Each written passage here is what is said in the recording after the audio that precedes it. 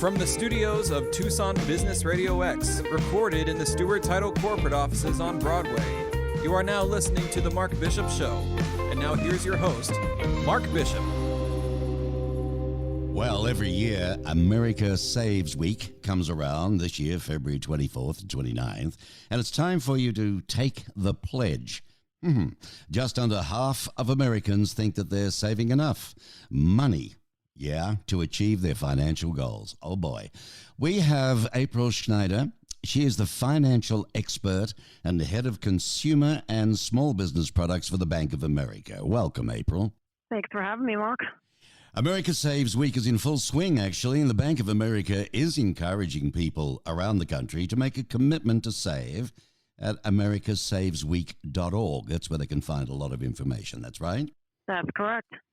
I think you've got a lot of tips, but 49% of Americans believe they're saving enough to achieve their financial goals. That's not enough, is it? No. So Americans are really trying. They are saving, and they do recognize the importance of saving money. But the converse of that is over half no, they're not saving enough money to achieve their financial goals. And this is according to a recent study that we did at Bank of America. And about 80% of Americans say they are saving, but we're just really struggling to save successfully. Well, listeners, whether you're just starting to save or hoping to build on existing financial habits, it really helps to get some inside tips. You may not have thought of a lot of these, and I know that April has some. And let's have a look with, how about Save with a Plan, April? Sure. So it's important to save with a plan so that you could do a couple things. Number one is to prioritize your savings and then hit all the targets that you have around savings. And the other thing is saving, you want to be a deliberate saver, not an accidental saver. So saving with a plan will help that.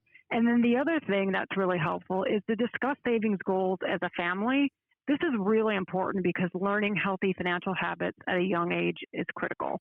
And Mark, I could give you a couple reasons why. Over half of Americans were never taught how to manage finances, and they had to figure it out on their own. And then 2/3 of people who are not taught money management skills at a young age are currently not saving money.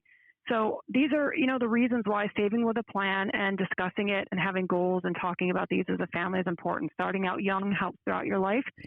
But I don't want your listeners to be discouraged because now is a great time too. If you haven't started saving, don't be discouraged. Now is a great time as well. Good time, yeah. And we've got a lot to cover, but also for people who may be on their lonesome, you can go to the Bank of America's online financial education platform. It's very good.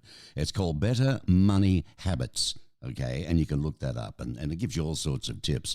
And the most common savings goals for Americans, apparently, April, preparing for retirement is only 46%, who increased their savings to 46%. Saving for a vacation on your survey came out at 40%, and building an emergency fund was only 36%. That's right. So those are the top goals. So still, 36% of people don't have an emergency fund. So, and 40% say they want to save for travel. So think about how different that is. And then 46% say I want to save for retirement. That's the other reason why having a plan is important. And by the way, talking to someone could help with all of this planning. So speak to your banker, make an appointment to speak with a Bank of America banker, because all of these are really different ways to save. So back to travel. I would save, and then I would spend that if I traveled. For retirement, there's a long-term horizon on saving for retirement, and a bunch of different life priorities are going to happen throughout that horizon in retirement. So really being deliberate around savings, having goals around it, is going to be very different just for those two goals right there. Well, there's only 54% of Americans, in fact, think that they'll be able to save enough to retire someday. So if you're lucky enough to be younger now and you're listening to this, there's no better time to start because, believe me, it comes quick enough, doesn't it, April? I mean, it turns a corner. It does. Open a savings account. You got it. And yeah. Go ahead. I was saying opening a savings account, first thing you should do no matter what. You're getting a job, you get your first payment. Just get a habit, as you say. Get into a habit. Get into a habit. So when you're first starting to save, open up a savings account. It's one of the most important actions you could take to take secure of your financial future. It allows you to earn interest. It keeps your money safe. And it keeps it accessible. And then when you go to open an account, I would say ask a lot of curious questions. Are there account fees? What's the initial deposit requirement? And then today there is so much available in the financial industry. There's great apps. There's savings tools. There's automatic savings. There's spending and budgeting tools. There's so much available to help you save that you should be curious about what's out there and ask a lot of questions. It goes so much beyond just the account. I'd be very curious about what's out there and available to you. Well, exactly. And, for example, the Bank of America's Keep the Change program, that automatically rounds up your debit card purchases to the nearest dollar amount. And I love the idea that it transfers the change from your checking account to your savings account. Hey, what do you want? It does, and that's a great way to think about save when you spend. You're going to make some purchases anyway, so why not round it up and move some of your money from checking to savings? You're going to swipe your debit card. You're going to have recurring debit card payments. So if my purchase was $3.50, it get rounded up to $4. That 50 cents get moved to savings. And that is just going to keep accumulating into your savings account, and it's going to grow a lot over time. So think about every transaction you may make on a daily or weekly basis. It's really going to grow much more than you think it would. So tell me about this What is America Saves Week. Where did it come from, April, and how do people get involved? Sure. So America Saves Week is really a lot of energy. It's an annual celebration that we put a lot of emphasis in the week to reinforce the importance of savings. And Bank of America is a really big supporter of obviously savings, but America Saves Week in general as well. It promotes healthy savings behavior, encourages a commitment to savings, which is critical, and to setting savings goals, savings with a plan, and retirement, as you and I were talking earlier. So what America Saves Week is about is they have different themes throughout the week: save automatically, save with a plan, save for the unexpected. Every day there's a lot of energy around different topics. And the pledge is about working to save money, to reduce debt, and to build wealth over time. It's a really important promise to yourself. And savings is not just about a week, but the energy here brings it top of mind for so many people. And then the encouragement is to take it throughout the year and forever thereafter, because savings is a lifelong commitment, as you well know. Yeah, that's it. It's not a one day, lay down there and everything's terrific and that's the end of it. It's an inbuilt thing that you've got to do. And you talk about these automatic savings tools. We never had them in the old days, as I say, but way back when. But what's the benefit, really, of using automatic savings tools? So the benefit is, if I get back to the point of you have goals and you have a plan. So these allow you to save more consistently and with little effort. But as you do that, again, you can't be an accidental saver here, because I had to go plan to set up some automatic savings. Once I did it, it set up. And again, that example I gave is I could transfer money every week or from my paycheck. I set it, and then it's set up behind the scenes, and my savings account will just keep growing. As I get comfortable with that amount, I could go back and increase the amount or increase the frequency. So that's the beauty of it. And we also have other programs like Bank AmeriDeal. So this allows me to earn cash back on deals I choose.